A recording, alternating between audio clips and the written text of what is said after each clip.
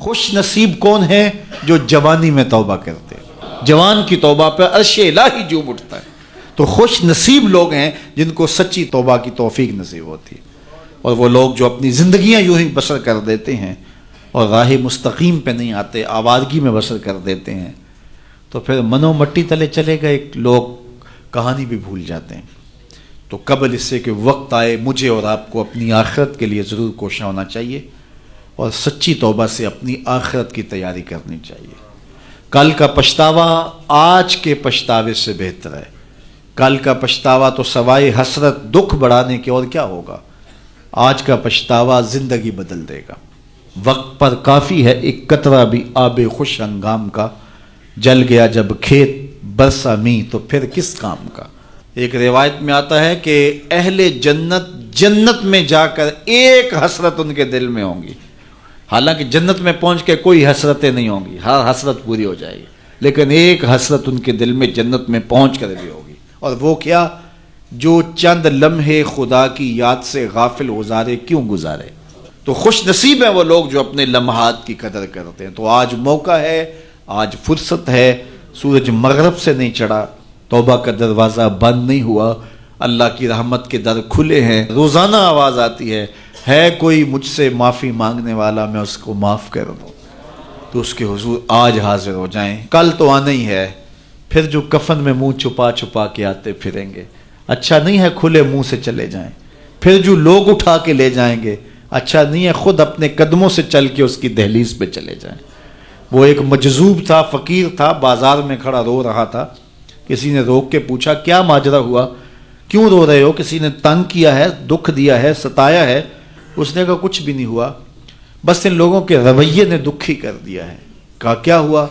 کہا میرا یہ ذہن بنا تھا کہ میں ان کی اور رب کی صلح کروا دوں۔ تو کہا پھر کیا ہوا؟ کہا وہ تو مانتا یہ نہیں مانتے، وہ تو کہتا ہے ان کو لے آ میری دہلیز پہ، ایک آنسو سے سارے گناہ معاف کر دوں گا، لیکن ایسے کھوئے ہیں یہ الٹا مجھے بے وقوف کہہ رہے ہیں، یہ مجھے گھور رہے ہیں کہ تم کیا ہمیں بتا رہے ہو۔ اللہ اکبر۔ تو وہ تو مانتا ہے لیکن یہ نہیں مانتے۔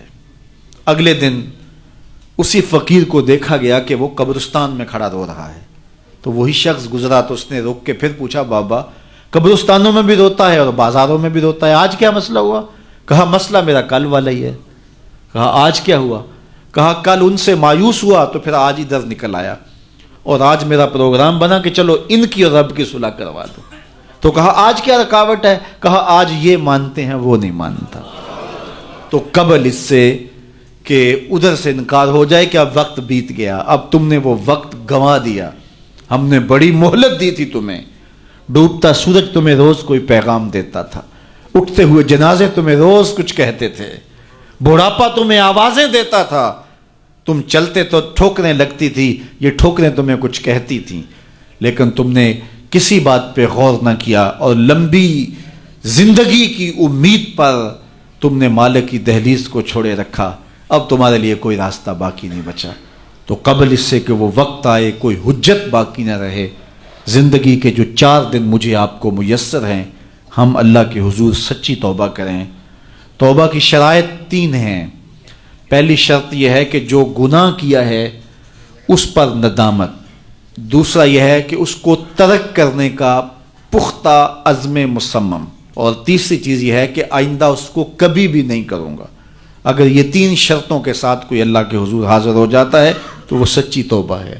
لیکن محض کسی مجلس کے اندر توبہ توبہ پکار اٹھے، جس طرح وہ گاڑی والا ایکسیڈنٹ دیکھتا ہے تو رکتا ہے، 5 لاشیں گری ہوئی ہیں تو وہ ٹیپ بھی بند کر دیتا ہے، سارے بس والے توبہ توبہ پکارنے لگ جاتے ہیں، 1.5 کلومیٹر کے بعد پھر دوبارہ وہ بٹن دبا دیتا ہے، اور پھر وہی گانے اور وہی غلیظ چیزیں، اور پھر معمول کی زندگی۔ ایسی توبہ نہیں ہے۔ توبہ یہ ہے کہ ما قبل کے جو اعمال ہیں ان سے ندامت پیدا ہو اور ان کو ترک کر دیا جائے اور آئندہ عزم مصمم رکھا جائے، تو اللہ تعالیٰ جل شانہ سچی توبہ کو قبول کرتا ہے، اور پھر توبہ کرنے والے کے ما قبل کے سارے گناہ مٹا کے نیکیوں میں تبدیل کر دیتا ہے۔